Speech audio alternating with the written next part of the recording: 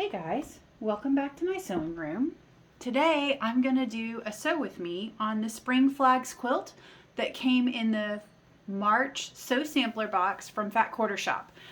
This is a Sweetwater fabric. It's a Sweetwater box that we got this month, and I thought this would be a really fun one to sew out together.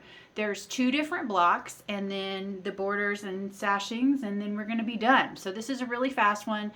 Today we're going to focus on the flag block, which is this block here. So I'm going to show you how we get this together. I've got everything pre-cut, so let's meet back here and I will show you how to put it together. Okay, so here we have our block, and I've pre-cut everything. This is the triangle on a roll, so I'm just going to get one of each. Move my labels. And first things first, I'm just going to pin all this together. So I want to have right sides of my fabric facing each other. And then I'm just going to pin it on. Now, usually when you do the triangles on a roll, you're probably going to do a bigger segment than this, but this is just one segment of each color. So I want to make sure that I'm kind of square and parallel with this one because it is more of a directional print. So I'm just going to give it a quick pin. And away we go. So we're just going to sew on the dotted lines.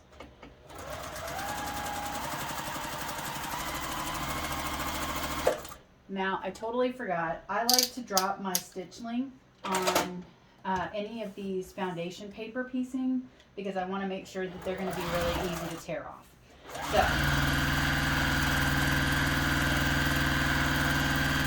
I'm just going to go over that line one more time because I didn't have that stitch length dropped. And there are arrows on this. There's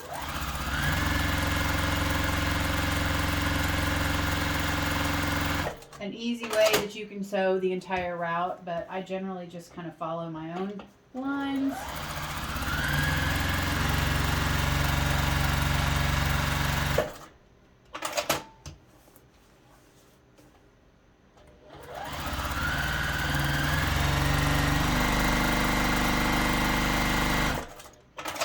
And I got a little ahead of myself there. I kind of came off of this line, so that's in the seam anyways, so I'm just going to hit a second line next to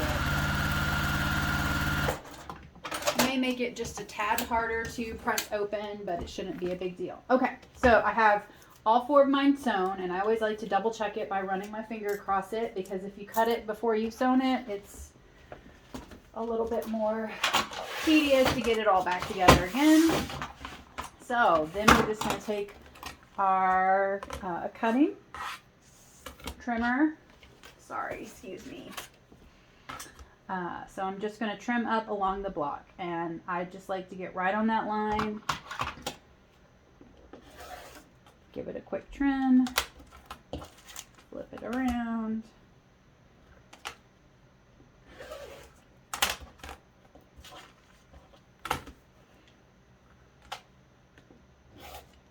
And you can trim more than one side at a time. I'm just kind of crowded over here trying to stay by the sewing machine for you.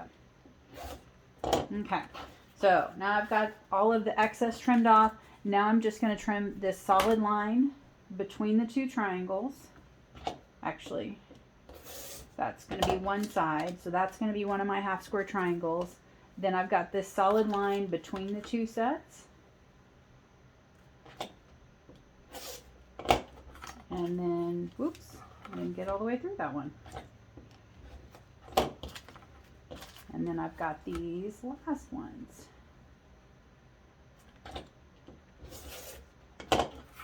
And that is really all there is to it. So then you're going to tear off your triangle on a roll, and you just give that a little fold and a quick tear. My daughter loves to do this. I don't know why it's like the punch out books, but I don't mind it, not one bit.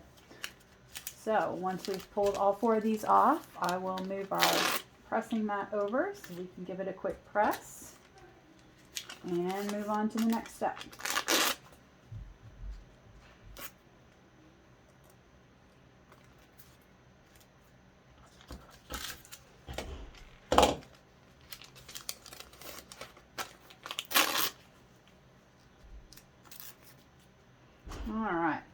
think this quilt is actually going to come together really quickly for us. Sorry while I clean up my workstation here. Just seems to get kind of out of control, just like the kitchen if you leave it to itself. All right, so then we'll grab our pressing mat and we will give it a quick press. I like to set my seams, and my iron's not on. Okay, so now we're just going to press those seams open, give it a quick seam setting press, and then we're going to give this a quick press, and I'm going to press it to one side first, and after I trim it, then I'm going to press it open. That way I can trim all these blocks really quickly, and I'm only having to do it once. If I press it open and then trim it, I have extra cuts in there.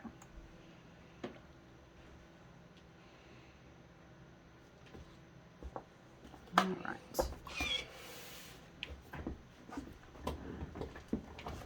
now we'll just give those a quick trim.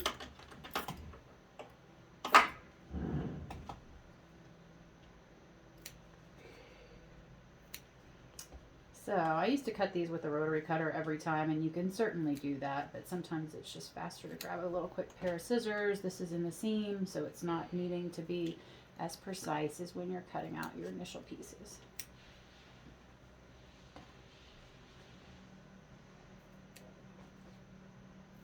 All right, so then I'm going to move back over to my ironing, and I'm just going to press those seams open.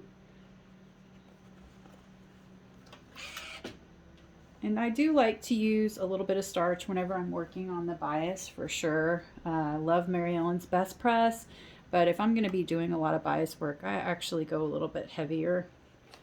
This one's not too many bias seams, just these tips of the flags and the pinwheels that we're going to do.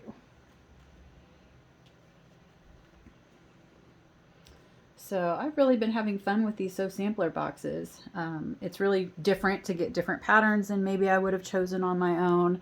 And I'm trying to start sewing these out every month just so you guys can see what comes in the kit, how it can all come together for you. All right, so now we have our 4. We're actually only going to need 2 of these to start. Come together. I always like to grab a design board just so I can see, double check and make sure that I'm headed the right direction. Now I'm looking at these 2 prints, and I'm not actually loving them since they are directional. You can swap out with a different one, and see, this will get me kind of more of an upright look. And that one's still going to be not my favorite, but there at least we get some letters that are going to be pointed the right way. So I'm going to swap to those 2, and oops. See, this is why we lay it out. Now I even have more pasting the right way. All right, so I've got my seams pressed open. I'm just going to line these up and run them through the machine. If you'd like, you can do the pin poke method to make sure that you're in the seam on each one and that you get those lined up. Or you can just, they don't nest when you've got them open. So that is kind of one of the downfalls of pressing open. When you press open, everything's going to just lay a bit flatter. So I'm going to pull that. Go.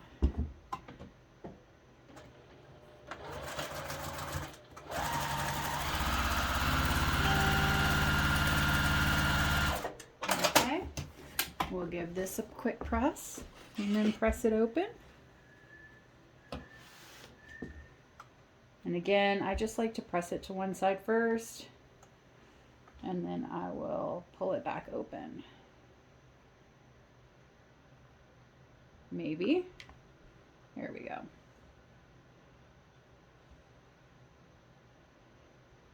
Okay. So now I need to go get my other block, and I'll be right back with the rest of the block. Okay. So now we have the rest of our blocks and the flag ends that we just made. And according to our directions, we're going to attach it to this piece first.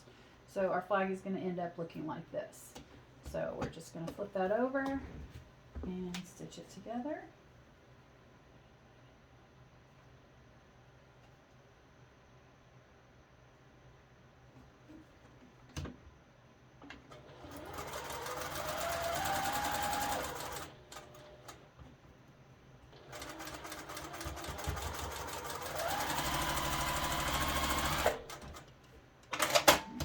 flip it over, make sure I like where all those points came together.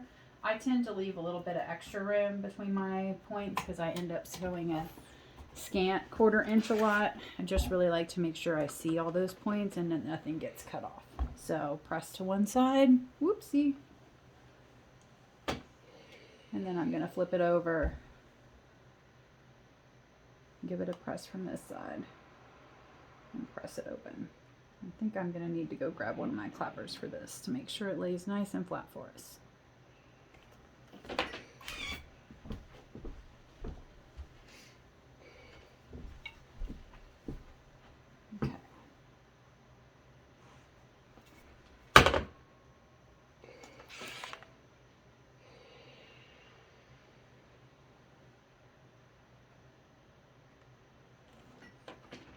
And let that sit for just a minute and be right back. Okay, so now we've got our block pressed and ready to add the rest of our flag here. Sorry, I need a bigger design board. Okay, so our flag is going to look like this. It's going to have a little strip at the top, the bigger strip at the bottom, and then we're going to press away from the main body of the flag itself.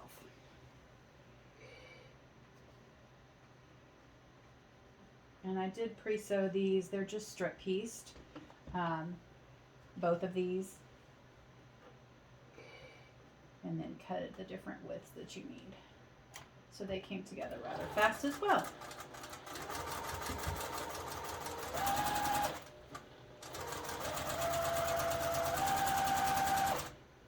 Make sure that that seam stays flat for me.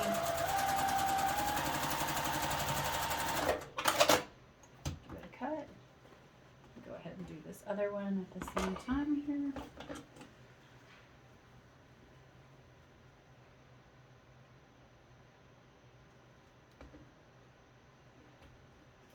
Now for this quilt, we're going to have 12 of these. And I do have everything pre-cut, but the cutting instructions really were quite simple.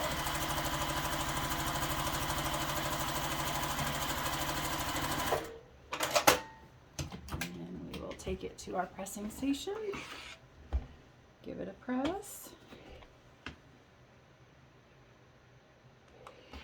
and then I'm gonna press it open towards the white this time, and I'm actually not gonna press this seam open.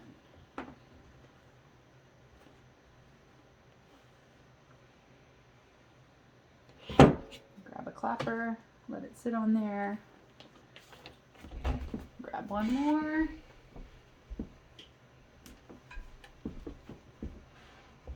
And we'll let that rest for a minute, and then we'll come back and I'll show you the finished product. Okay, let's take a look and see how we ended up.